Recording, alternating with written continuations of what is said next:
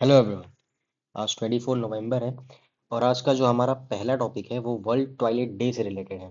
World toilet day हम celebrate कब करते हैं? 19 नवंबर को सेलिब्रेट करते हैं। अब इस दिन क्या हुआ था? इस दिन जो वर्ल्ड टॉयलेट ऑर्गेनाइजेशन थी ये फॉर्म हुई थी। इसका हेडक्वार्टर कहाँ पे है? सिंगापुर में है। ये एक ग्लोबल नॉन प्रॉफिट ऑर्गेनाइजेशन है। नॉन प्रॉफिट ऑर्गेनाइजेशन है का क्या मतलब है कि ये ऑर्गेनाइजेशन जो भी प्रॉफिट करती है वो वापस से उसी ऑर्गेनाइजेशन में इन्वेस्ट कर दिया जाता है।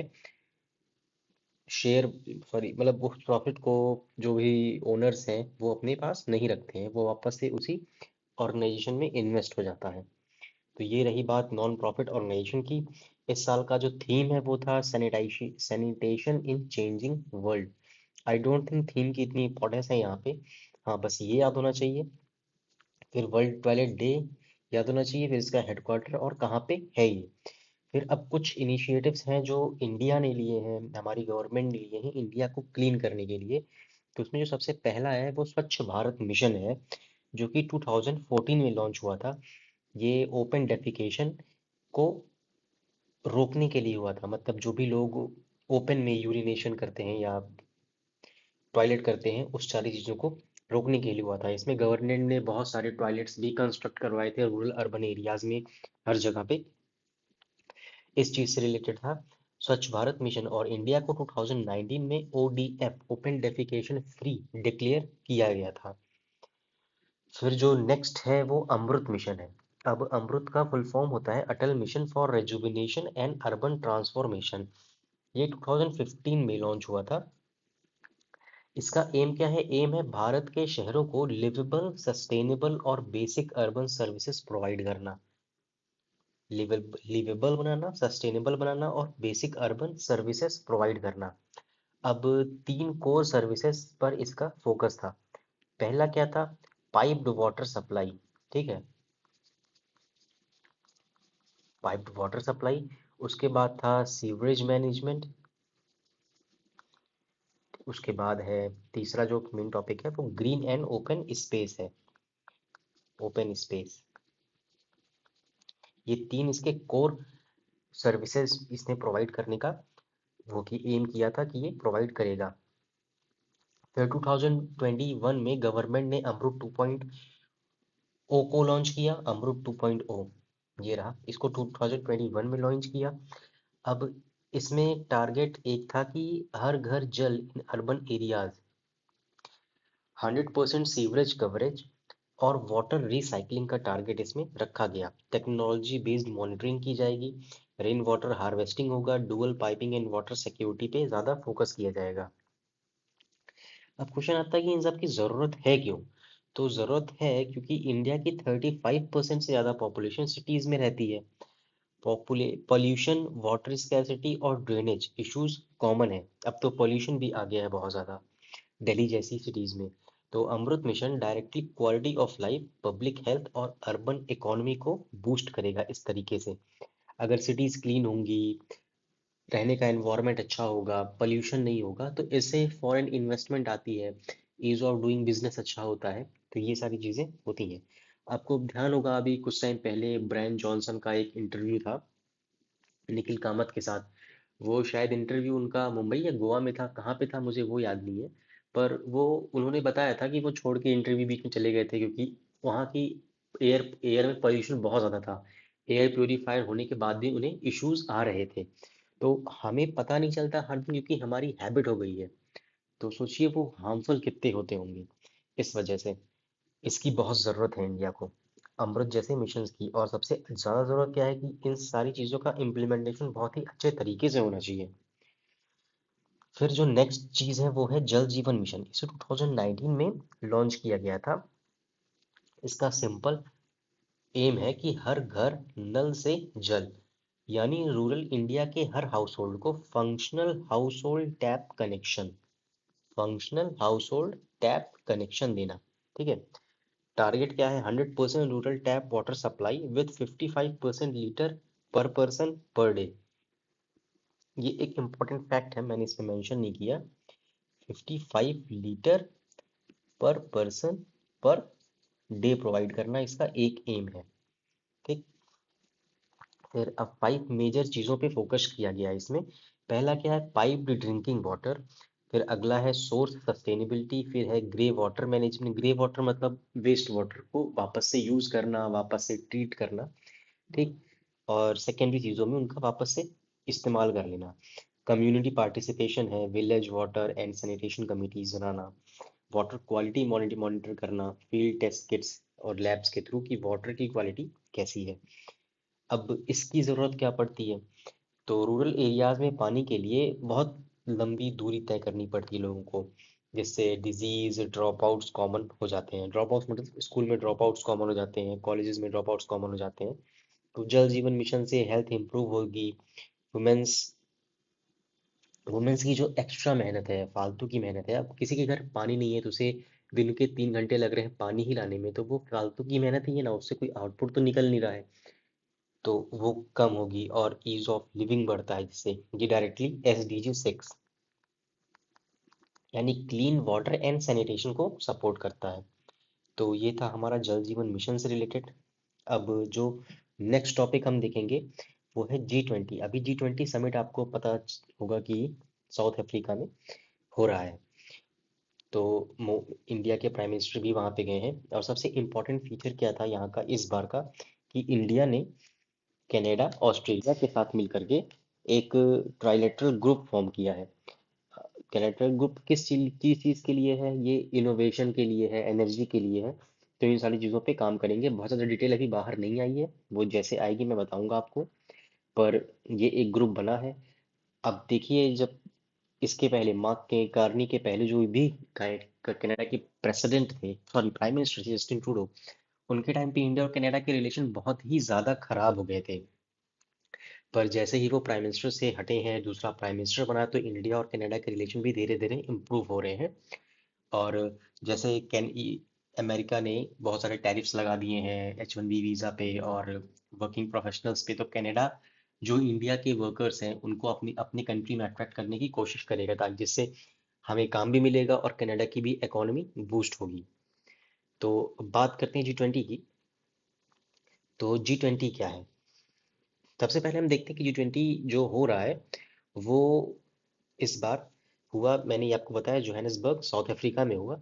अब दूसरी चीज क्या है कि G20 का मतलब है ग्रुप ऑफ 20, 19 कंट्रीज है, यूरोपियन यूनियन है और अफ्रीकन यूनियन भी है। अभी जब इंडिया की प्रेसिडेंसी थी तब कौन ऐड हुआ था, अफ्रीकन यूनियन ऐड हुआ था।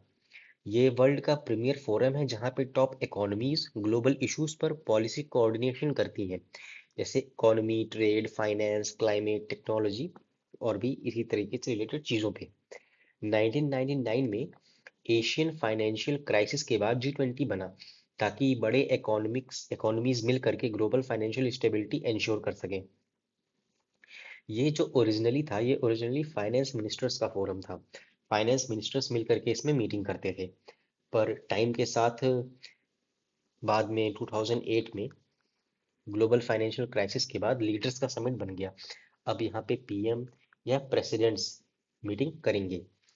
G20 में 5 बिग इश्यूज पर काम किया जाता है, ग्लोबल इकोनॉमी की ग्रोथ पे, क्लाइमेट चेंज पे, सस्टेनेबल डेवलपमेंट पे, डिजिटल इकोनॉमी पे और ग्लोबल हेल्थ पे, प्लस टेररिज्म फाइनेंसिंग और ट्रेड रिफॉर्म्स भी इसके मेन टॉपिक्स में आते हैं। इंडिया ने 2023 में अपनी पहली G20 प्रेसिडेंसी होस्ट की थी, ठीक है। फर्स्ट थी जो इंडिया ने होस्ट की, जिसमें अफ्रीकन यूनियन ऐड हुआ था। ये इंडिया ने पहली होस्ट की थी। अब इसका थीम क्या था, वसुधैव कुटुंबकम इसका थीम था। One earth, one family, one future. Major achievement क्या थी, मैंने बताया आपको, अफ्रीकन यूनियन को G20 का परमानेंट मेंबर बनाया गया था और फोरम को G21 बनाने का की डायरेक्शन में ले गया गया था। अब क्वेश्चन है कि ये वर्ल्ड की GDP का अराउंड 90% रिप्रेजेंट करता है, वर्ल्ड के ट्रेड का 75% और ग्लोबल पॉपुलेशन का अराउंड 60 to 70% रिप्रेजेंट करता है। तो अब ये एक चीज़ में इम्पोर्टेंट है कि ये ट्राइका क्या है। ट्राइका 3 कंट्रीज का मिक्स वो होता है, ग्रुप होता है। ये प्रेजेंट प्रेसिडेंट है जो इस टाइम पे प्रेसिडेंट है, प्लस जो पिछले साल प्रेसिडेंट था, प्लस जो अगले साल प्रेसिडेंट होगा। ये लोग मिल करके इसे कोऑर्डिनेट करते हैं। बाकी फैक्ट्स मैंने आपको बता दिए, रिवीजन के लिए आप इसे पढ़ लीजिएगा। फिर जो नेक्स्ट टॉपिक आता है वो पब्लिक डिस्ट्रीब्यूशन सिस्टम से आता है। अब पब्लिक डिस्ट्रीब्यूशन सिस्टम क्या है? पब्लिक डिस्ट्रीब्यूशन सिस्टम में हम लोग जो भी अनाज होता है, जो भी फूड ग्रेन्स होते हैं, वो बहुत ही लो प्राइस पे राशन शॉप्स के थ्रू जो भी गरीब लोग हैं या जो नीडी लोग हैं उनको प्रोवाइड कराते हैं।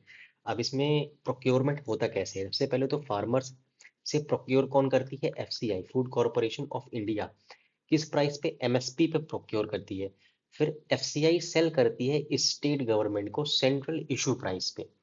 फिर स्टेट गवर्नमेंट किसको देती है? फेयर प्राइस शॉप्स को देती है या राशन शॉप्स को देती है। फिर जो राशन शॉप्स होती हैं वो बेनिफिशियरी को दे देते हैं। इस पे सेंट्रल इशू प्राइस पे। सेंट्रल इशू प्राइस क्या है?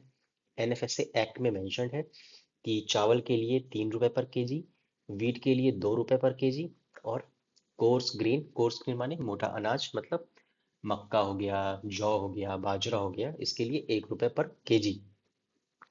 ये है सेंट्रल इशू प्राइस।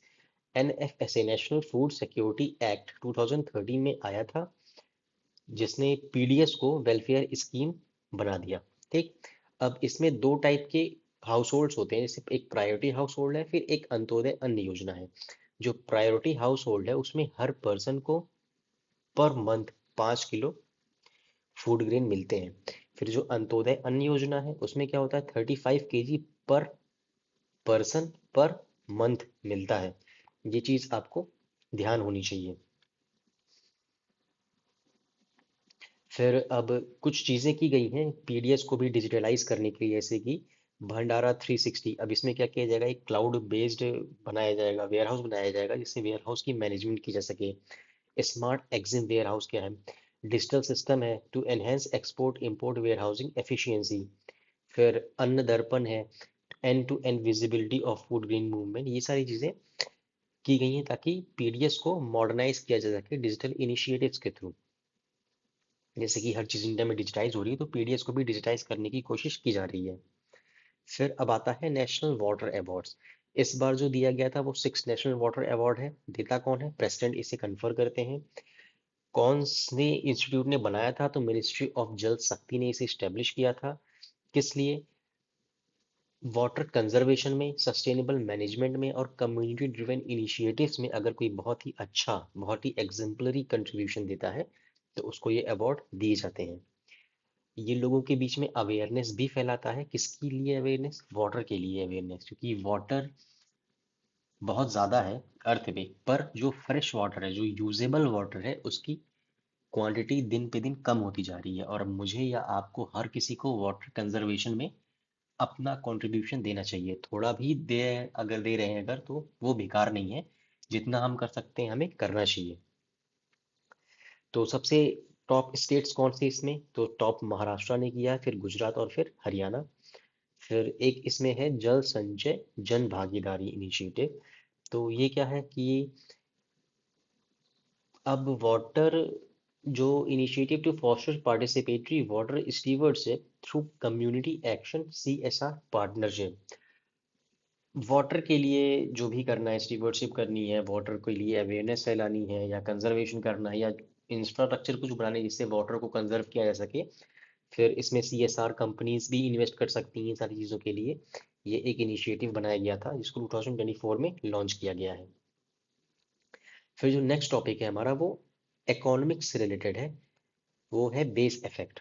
अगर आपने इकोनॉमिक्स पढ़ रखी है, आपका फाउंडेशन क्लियर है, तो आपको बेस इफेक्ट पता होगा इसका मतलब क्या होता है। तो इसका मतलब मैं पहले कॉन्सेप्ट बता देता हूँ कि इसका मतलब क्या है। कि इसका मतलब है ग्रोथ रेट का कंपैरिजन जिस पिछले साल से या पिछले पीरियड के लेवल से किया जाता है। आज की ग्रोथ रेट है वो कब का बेस रेट लेके चलेंगे? 2012 का बेस रेट लेके चलेंगे। वहां से हम कंपेयर करते हैं, फिर बताते हैं कि हमारी ग्रोथ रेट उस टाइम के हिसाब से आज कितनी है। अगर लास्ट ईयर का नंबर बहुत लो था तो इस साल थोड़ा सा इंक्रीज भी हो सकता है। जैसे कोविड 19 में हुआ था। जो कोविड 19 का ईयर था उसमें ग्रोथ माइनस में चली गई थी, तो अगले साल मान लीजिए -4 में चली गई थी। कोविड के टाइम पे ग्रोथ, कोविड टाइम के ग्रोथ -4 में गई थी। कोविड के नेक्स्ट ईयर ग्रोथ किस में का ग्रोथ रहा? +2। तो एक्चुअल ग्रोथ रेट क्या आ जाएगा इस साल का, वो आ जाएगा 6% ग्रोथ रेट। 6% इतना ज्यादा कैसे हो गया, क्योंकि पिछले साल बहुत ही ज्यादा कम था। तो इसे ही हम कहते हैं बेस इफेक्ट। थोड़ा सा और सिंपल भाषा में बताता हूँ। अगर लास्ट ईयर का नंबर हाई था तो इस साल ग्रोथ कम दिखाई दे सकती है, इवन इफ रियलिटी में प्रोडक्टिविटी या डिमांड ठीक ठाक चल रही हो तो भी। सपोज करते हैं कि लास्ट ईयर इन्फ्लेशन सिर्फ 1% थी, बहुत लो। इस साल इन्फ्लेशन 6% हो गई। अब न्यूज़पेपर बोलेगा इन्फ्लेशन शूट अप हो गई है, पर रियलिटी लास्ट ईयर बेस इतना लो था कि 6% ज्यादा ड्रामेटिक लग रहा है।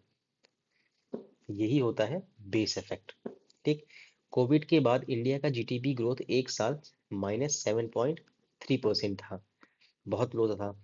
नेक्स्ट ईयर जीडीपी सडनली 8% से दिखने लगा। अब ये कैसे होने लगा, क्योंकि पिछले साल माइनस में था ना, तो इस साल अगर 0.5% भी बढ़ रहा है तो वो 8% दिखाई देगा, क्योंकि इस साल का प्लस पिछले साल से कंपेयर करेंगे हम तो वो 8% बन जाएगा। जब भी आप इन्फ्लेशन, जीडीपी या एक्सपोर्ट्स के नंबर देखते हैं तो सिर्फ परसेंटेज नहीं देखना होता है, बेस ईयर क्या था ये देखना जरूरी होता है। High growth doesn't always mean strong performance, sometime it's a low base illusion also. तो ये रही बेस इफेक्ट की बात। तो अब हम आज के लिए बस इतना ही। अब मिलते हैं अगले दिन कुछ नए टॉपिक्स के साथ। Thank you.